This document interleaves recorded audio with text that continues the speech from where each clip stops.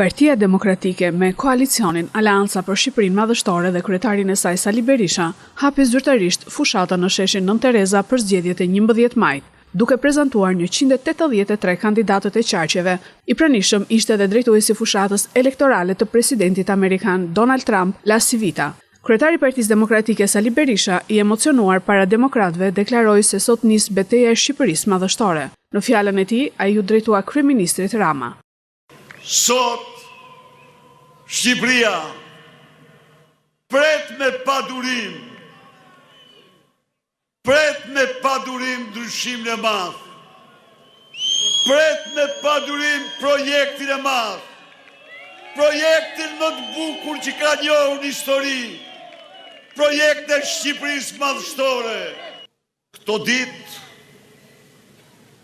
këtë muaj, në këtë fushat, ndeshen dy botë, ndeshen dy filozofi, ndeshen dy projekte.